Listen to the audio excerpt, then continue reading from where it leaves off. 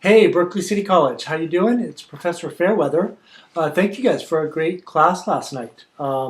We still have a few things to finish up on Mill. Mostly what I want to do here is give you a reminder of a couple important things to find on Moodle and really just I guess, bring to your attention a few resources that are posted there that are particularly important for assignments, learning, and such.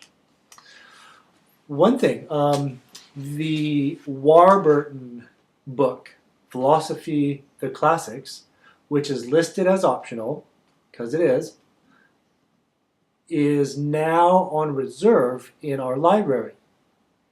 I think they said it takes 24 to 48 hours for it to be accessible, but today I put it on reserve. So you can copy that. I think I have it on 2-hour reserve, which should give you enough time to make copies. So that's there. Do find the podcast for the Warburton. I think that will be helpful if you have the book or not. He basically reads the book. It's a nice reading of it. You can get that on your iPod if you have one. It's on iTunes as a podcast, so you could just subscribe to it, and you could have it on your iTunes or your the hell is it called? iPod. Thank you. Okay, so what else here? Make sure that soon you check out the study guide that is posted on Moodle. That is important. Quizzes are largely based on exactly those questions. And there are very helpful audio files, not entirely unlike this, where I am discussing those study guide questions. And you can really, get down a set of answers. If you listen to that, check out the reading, and you've got the questions in front of you, just write out the full set of answers. And that will mostly get you ready for the quiz. I say mostly because the quizzes on utilitarianism and Kant have 2 or 3 questions that come from the Warburton. And I describe on a document on Moodle exactly how quizzes are made. They're made from the study guide that I'm just discussing now, and you would just kind of by default are accountable for the discussion of criticisms in the Warburton book.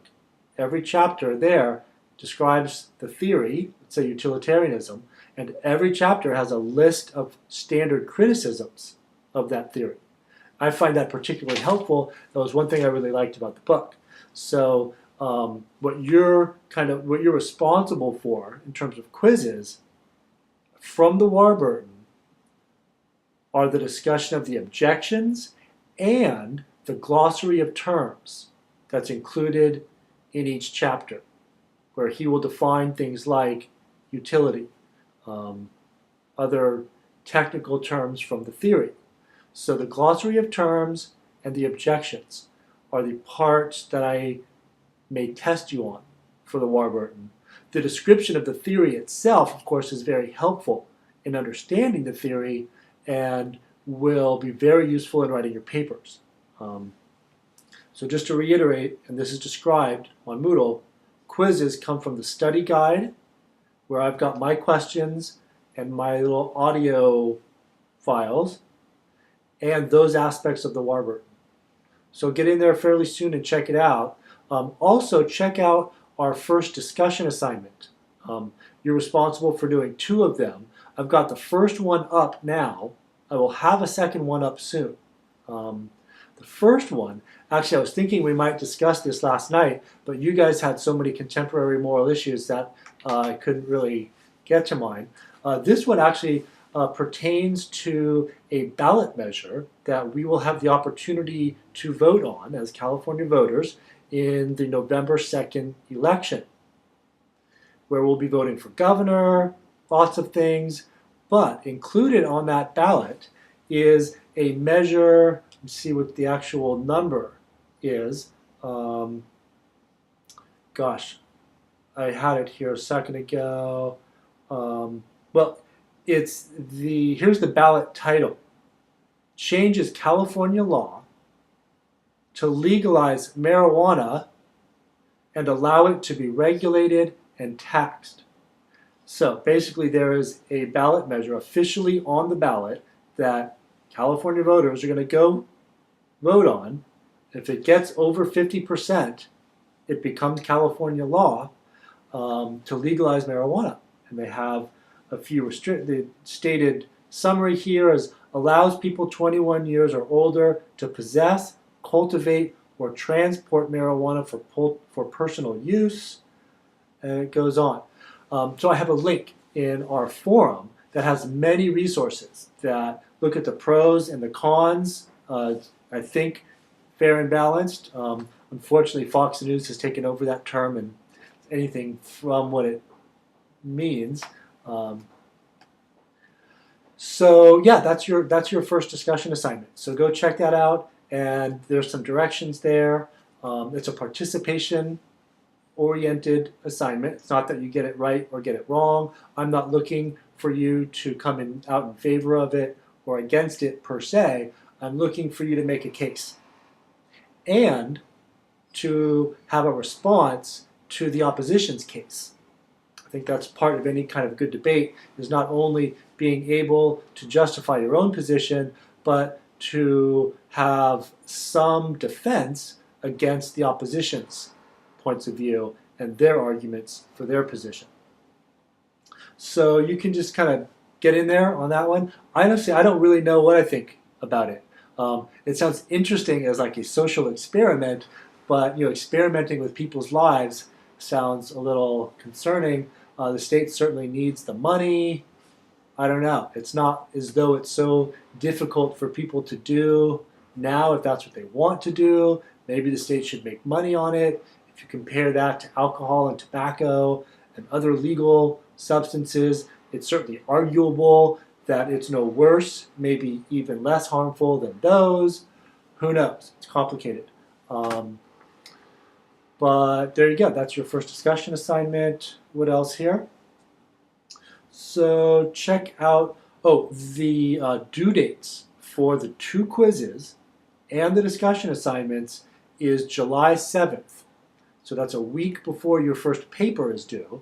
And I'm going to stick to that you need to have those in before your paper is due so that you can work on your paper.